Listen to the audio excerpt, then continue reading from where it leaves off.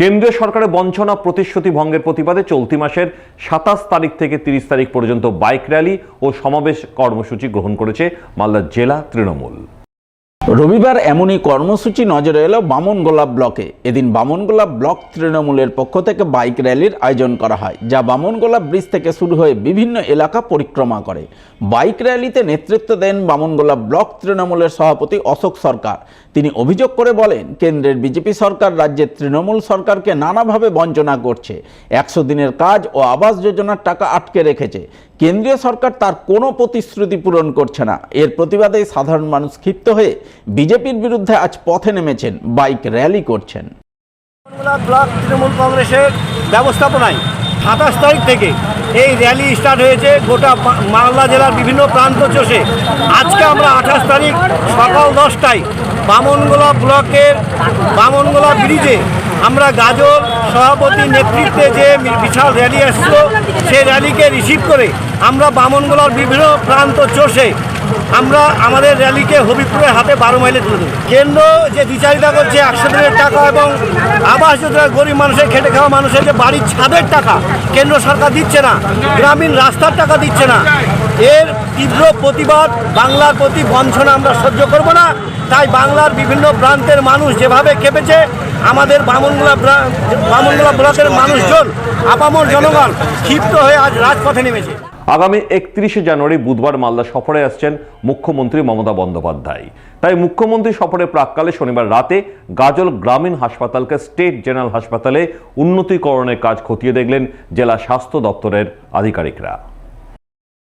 এদিন গাজল গ্রামীণ হাসপাতাল পরিদর্শনে যান জেলা মুখ্য স্বাস্থ্য আধিকারিক সুদীপ্ত ভাদুরী, রাজ্যের উদ্বাস্তু ত্রাণ ও পুনর্বাসন দপ্তরের চেয়ারম্যান রঞ্জিত সরকার সহ অন্যান্য প্রশাসনিক আধিকারিকরা। তারা গাজল গ্রামীণ হাসপাতালকে স্টেট জেনারেল হাসপাতালে উন্নীতকরণের কাজের অগ্রগতি খতিয়ে দেখেন।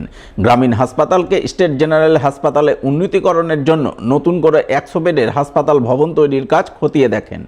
পরে জেলা মুখ্য স্বাস্থ্য আধিকারিক সুদীপ্ত ভাদুরী সংবাদ মাধ্যমের মুখোমুখি হয়ে জানান, আগামী ৩১শে জানুয়ারি মুখ্যমন্ত্রী মমতা বন্দ্যোপাধ্যায় মালদা সফরে এসে একগুচ্ছ প্রকল্পের উদ্বোধন করবেন। উদ্বোধনের তালিকায় রয়েছে গাজল গ্রামীণ হাসপাতালকে স্টেট জেনারেল হাসপাতালে উন্নীতকরণ। তাই স্টেট জেনারেল হাসপাতাল তৈরির কাজ আজ খতিয়ে দেখলেন তারা। আগামী ৩১ তারিখ মাননীয় মুখ্যমন্ত্রী তিনি মালদা জেলায় আসছেন। তার বিভিন্ন প্রকল্প সমস্ত ডিপার্টমেন্টের উদ্বোধন হবে। তার মধ্যে গাজল স্টেট জেনারেল হসপিটালের এই ১০০ বেডের এই বিল্ডিংটিও উদ্বোধনের তালিকায় আছে। তো সেটারই শেষ মুহূর্তের পরিস্থিতি এবং তার প্রস্তুতি দেখার জন্য আজকে এখানে আসে। এখন পর্যন্ত যে জায়গাটায় আছে, যে শেষ মুহূর্তে যে পরিষ্কার পরিচ্ছন্নতার কাজটা সেটা বাকি আছে, সেটা যত তাড়াতাড়ি সম্ভব করার জন্য নির্দেশ দেওয়া হবে। গাজল হাসপাতালে সাধারণ মানুষ পরিষেবা পাচ্ছেন।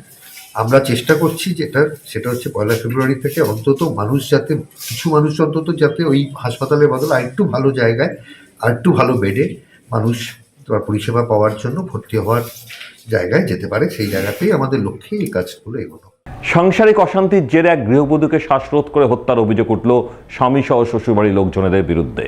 ঘটনাটি ঘটেছে মালদার কালিয়াচক থানার কাঁঠালবাড়ি এলাকায়। জানা গেছে, মৃত বধূর নাম নাসরিন খাতুন, বয়স ২৪ বছর। স্বামীর নাম এজাজ আহমেদ। বর্তমানে তাদের ৪ বছরের এক শিশুকন্যা রয়েছে। শনিবার শ্বশুরবাড়িতেই নাসরিনের অস্বাভাবিক মৃত্যু হয়। এরপর শ্বশুরবাড়ির লোকজনেরাই মৃত নাসরিনের দেহ শ্রীরামপুর গ্রামীণ হাসপাতালে ফেলে চম্পট দেয় বলে খবর। ঘটনায় মৃতার বাপের বাড়ির লোকজনেরা অভিযোগ করেন, নাসরিনের গত ৫ বছর আগে বিয়ে হয়েছিল। বিয়ের কিছুদিন পর থেকেই তার স্বামী সহ শ্বশুরবাড়ির লোকজনেরা মিলে তার উপর অত্যাচার শুরু করে। সেই অত্যাচার শনিবার রাতে চরমে ওঠে। স্বামী সহ শ্বশুরবাড়ির লোকেরা মিলে তাকে শ্বাসরোধ করে হত্যা করে। এই অভিযোগের ভিত্তিতে কালিয়াচক থানার পুলিশ মৃতার স্বামী এজাজ আহমেদকে আটক করে ঘটনার তদন্ত শুরু করেছে বলে জানা গেছে। আমার বোনকে বিয়ে হওয়া 5 বছর হয়ে গেল। 5 বছরের পর থেকে একটা বাচ্চা হয়েছে। বাচ্চা হওয়ার পর থেকে অশান্তি করে, মারধর করে, দিয়ে বাবার বাড়িতে এসে বলে। তো আমরা বুঝিয়ে বলি কি, দেখ বোন, আমরা ডায়েরি করব থানাতে। তো বলছে না দিদি, করতে হবে না, আমার একটা বাচ্চা আছে, তো আমি ওখানেই থাকবো। আমরা ঠিক আছে। এবার একটা মেয়েকে নিয়ে ও পালিয়ে গেছিলো। 1 তারিখে পালিয়ে গেছিলো, দিয়ে 24 তারিখে এসে আসার পর আমার বোনকে এসে নিয়ে গেছে। নিয়ে আসার পর আজকে 7 দিন হলো যাওয়া ওখানে।